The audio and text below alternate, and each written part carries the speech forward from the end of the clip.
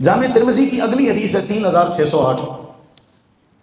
رسول اللہ صلی اللہ علیہ وسلم کے چچا سیدنا عباس بن عبد المطلب رضی اللہ تعالیٰ عنہ آپ کے پاس آئے، کوئی بات آپ کو بیان کی جو آپ نے سنی اور آپ کو بڑی ناگوار گزری۔ آپ علیہ الصلوۃ والسلام ممبر پر کھڑے ہوئے اور ممبر پر کھڑے ہو کر حضور نے فرمایا بتاؤ میں کون ہوں، بتاؤ میں کون ہوں، من انا؟ سب نے کہا انت رسول اللہ، آپ اللہ کے رسول ہیں، آپ اللہ کے رسول ہیں، علیہ السلام، آپ پر سلام ہو، آپ اللہ کے رسول ہیں۔ فرمایا نہیں، میں اس اعتبار سے نہیں پوچھ رہا کہ میں کون ہوں، میں خاندان کے اعتبار سے پوچھ رہا ہوں، بتاؤ میرا قبیلہ کیا ہے۔ اس کے بعد اللہ کے نبی علیہ السلام نے فرمایا انا محمد بن عبد اللہ بن عبد المطلب، میں محمد بن عبد اللہ بن عبد المطلب۔ آپ نے اپنے والد گرامی کا، اپنے دادا جان کا نام بتایا، لوگوں کو بتایا، کیونکہ آپ کے باپ بھی مکہ میں مشہور شخصیت۔ کیسے؟ آپ کے والد کیوں مشہور تھے؟ کسی کو پتہ ہے؟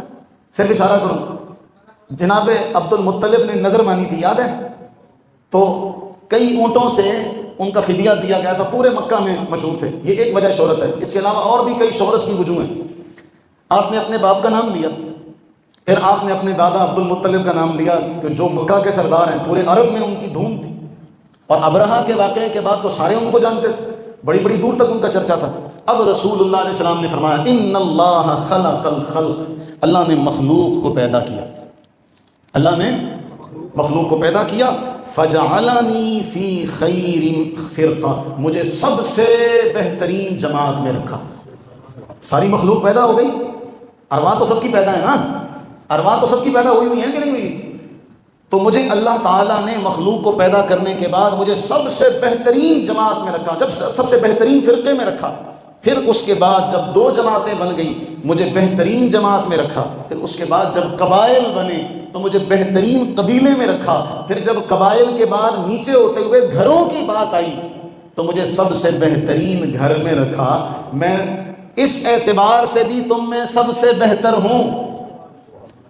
ایک ہے رسول ہونے کی حیثیت، اس میں تو کوئی مد مقابل ہے ہی نہیں، اور دوسری یہ حیثیت ہے کہ میرے باپ دادا کے اعتبار سے سب سے بہترین خاندان، سب سے بہترین قبیلہ، اس قبیلے میں سب سے بہترین گھر۔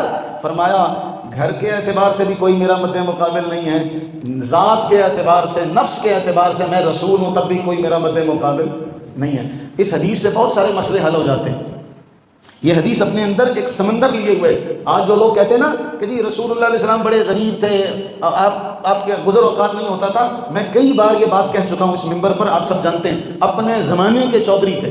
یہ چودھری کا لفظ میں اس لیے کہہ رہا ہوں کہ ہمارے معاشرے میں یہ بڑا عزت والا لفظ سمجھا جاتا ہے نا، بعض ہمارے پنجاب میں لفظ چودھری سمجھا جاتا ہے، بلوچستان میں سردار کا لفظ بڑا اعلیٰ سمجھا جاتا ہے، نواب کا لفظ بڑا اعلیٰ سمجھا جاتا ہے، سندھ میں بھی اسی طرح ہے، تو سرائکی علاقوں میں سائیں بہت اونچا سمجھا جاتا ہے۔ تو رسول اللہ صلی اللہ علیہ وسلم دنیاوی اعتبار سے بھی کوئی معمولی خاندان نہیں تھے، کوئی معمولی ذات نہیں تھے، کوئی معمولی مرتبہ نہیں رکھتے تھے، غیر معمولی ہر اعتبار سے۔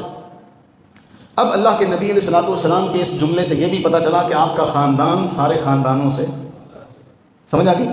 آپ کا خاندان سارے خاندانوں سے افضل، آپ کا قبیلہ سارے قبائل سے، آپ کے آباء و اجداد سب کے آباء و اجداد سے افضل۔ فلسفہ سمجھ گئے اس حدیث کا؟